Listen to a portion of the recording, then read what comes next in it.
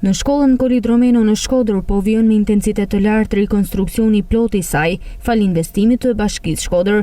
Punimet përfshin ndërhyrje në të gjitha elementet infrastrukturore të godinës, duke synuar përmirësimin e kushteve për nxënësit dhe stafin pedagogjik. Milkior Peraj, përgjegjësi i punimeve, bëri të ditur se procesi i rikonstruksionit është i gjithanshëm dhe po zhvillohet me ritme të shpejta, ndonse afati zyrtar për përfundim është 1 vit. Sipas tij, po punohet me kapacitet të plot për të përfunduar punimit brenda muajve të verës, në mënyrë që shkolla të jetë gati për nisjen e vitit të ri shkollor.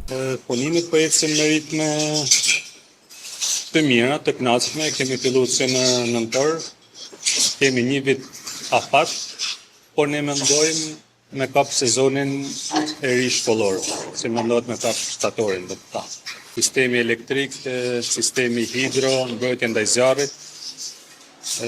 Mësaj në fillon me shtresat, pjesën e termoizolimeve, që ketë sistem kapot, gjyrë drejtare normalisht. Shkolla ndodhet në një nga lagjet me densitetin më të madh të popullsisë dhe fal këtij investimi bashkëkohor, përfitues do të jenë 600 nxënës dhe gjithashtu fëmijët e kopshtit, të cilët po ashtu përfitojnë nga ky rikonstruksion.